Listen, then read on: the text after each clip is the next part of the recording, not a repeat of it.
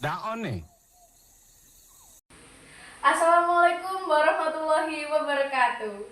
Yang terhormat Kepala Sekolah SMA Negeri 1 Jetis, Bapak Sumarno SPD MPD, yang saya hormati Bapak Ibu Guru dan seluruh staf karyawan sekolah, khususnya kepada Ibu Yuni Catur SPD MPD selaku Guru Bahasa Indonesia, serta teman-teman yang saya banggakan. Pertama-tama, marilah kita panjatkan puji dan syukur atas kehadirat Allah Subhanahu wa Ta'ala yang telah memberikan kita rahmat dan hidayahnya sehingga kita dapat berkumpul di tempat ini dalam keadaan sehat walafiat. Hadirin yang saya hormati, pada kesempatan ini izinkan saya menyampaikan pidato dengan tema pemberlakuan kembali ujian nasional sebagai penentu kelulusan pada siswa kelas 6, 9, 12 tahun pelajaran 2025-2026. Sebagaimana kita ketahui, ujian nasional telah mengalami berbagai perubahan dalam sistem pendidikan di Indonesia. Selama bertahun-tahun, ujian nasional menjadi standar untuk mengukur kompetensi siswa di tingkat akhir, yaitu siswa kelas 6, 9, dan 12.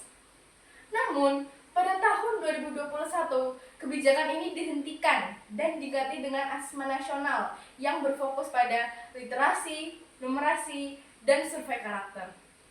Kini, muncul kembali wacana untuk memberlakukan ujian nasional pada tahun ajaran 2025-2026.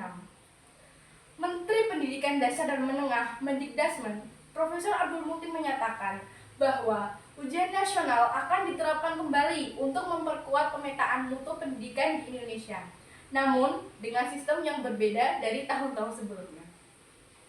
Hadirin yang berbahagia, pemberlakuan kembali ujian nasional sebagai penentu kelulusan tentu menimbulkan berbagai respon di kalangan siswa, guru, maupun orang tua. Adapun yang mendukung dan yang mengkritisi. Pemberlakuan kembali ujian nasional diharapkan dapat menjadi alat ukur standar pendidikan nasional yang adil, seragam, dan merata bagi seluruh siswa di Indonesia. Dengan standar yang sama, kualitas pendidikan di berbagai wilayah dapat lebih terpantau. Ujian nasional mendorong siswa untuk belajar lebih giat. Ketika siswa mengetahui bahwa kelulusan mereka tergantung pada hasil ujian, maka mereka akan memiliki motivasi yang lebih besar untuk belajar dengan sungguh-sungguh. Hal ini tentu saja dapat meningkatkan prestasi akademik siswa secara keseluruhan. Ujian nasional juga memberikan data yang sangat berguna bagi pemerintah untuk mengevaluasi kualitas pendidikan di Indonesia. Dengan data ini, pemerintah dapat mengambil langkah yang strategis untuk meningkatkan kualitas pendidikan di daerah-daerah yang masih tertinggal. Namun, di sisi lain, ada kekhawatiran bahwa ujian nasional akan menjadi beban mental bagi siswa, terutama jika dijadikan satu-satunya penentu kelulusan. Sebagian kalangan berpendapat bahwa ujian nasional hanya menambah beban mental bagi siswa. Tidak dapat kita pungkiri bahwa menghadapi ujian dengan status penentu kelulusan dapat memicu stres, kecemasan, bahkan rasa takut yang berlebihan. Banyak siswa yang merasa bahwa hasil ujian mereka tidak sepenuhnya mencerminkan kemampuan sebenarnya. Karena faktor-faktor seperti kesehatan, tekanan, atau kondisi psikologis pada hari ujian dapat mempengaruhi hasil. Selain itu, ada kekhawatiran bahwa fokus terhadap ujian nasional akan membuat pelajaran menjadi terlalu terpusat pada aspek akademik semata. Guru dan siswa cenderung lebih berfokus pada materi-materi yang diujikan. Sementara aspek lain seperti pengembangan karakter, keterampilan berpikir kritis, kreativitas, dan soft skill seringkali terabaikan. Hadirin yang berbahagia, selain masalah beban mental bagi siswa, ada juga tantangan lain dalam pelaksanaan ujian nasional, yaitu ketimpangan akses pendidikan di Indonesia. Tidak bisa kita pungkiri bahwa kualitas fasilitas pendidikan dan ketersediaan guru serta akses terhadap teknologi dan informasi masih sangat bervariasi di Indonesia. membuat standar ujian nasional yang seharusnya sama bagi semua siswa menjadi kurang adil.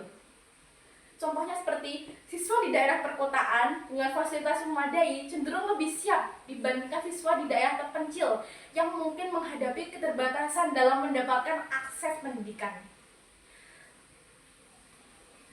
Dalam situasi seperti ini, peran pemerintah sangat penting untuk memastikan bahwa pelaksanaan ujian nasional dapat berjalan adil dan merata.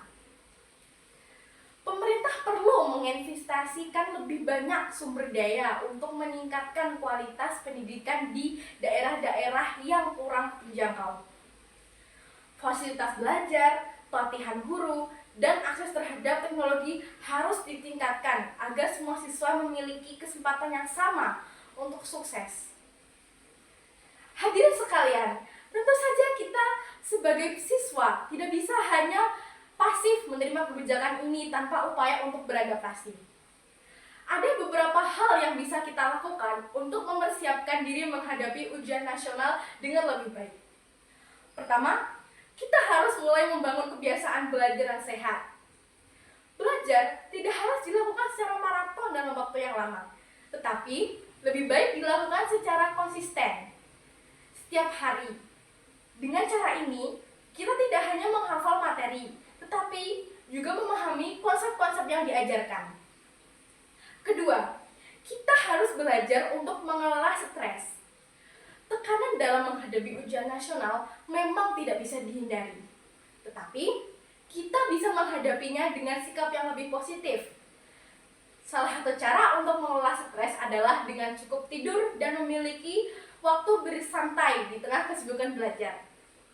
Selain itu, dukungan dari keluarga dan teman juga sangat penting untuk menjaga kesehatan mental kita.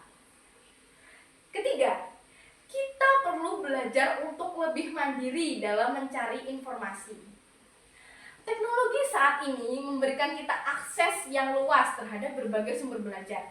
Contohnya, media sosial seperti TikTok, YouTube, Instagram, X, dan masih banyak lagi lainnya.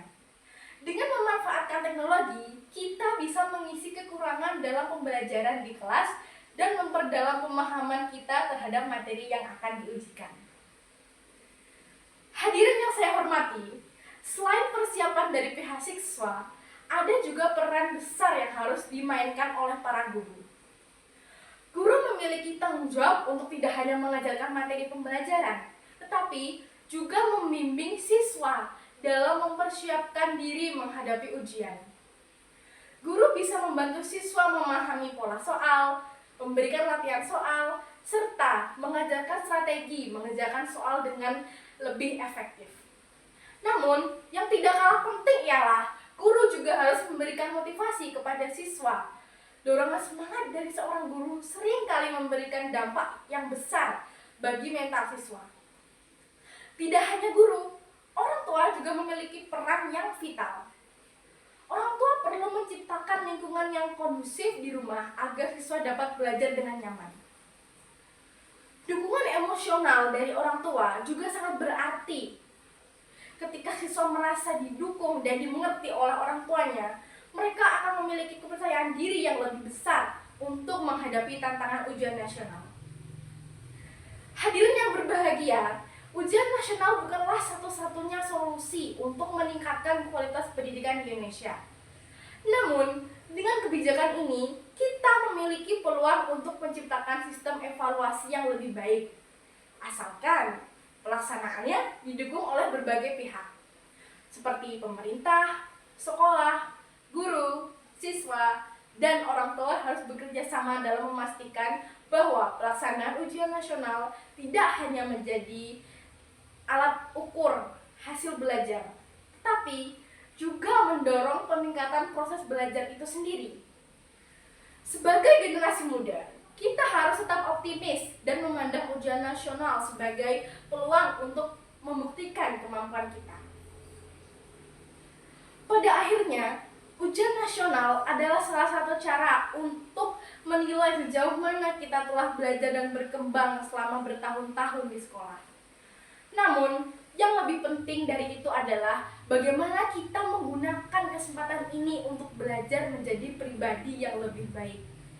Ingatlah bahwa nilai di atas kertas bukanlah segalanya.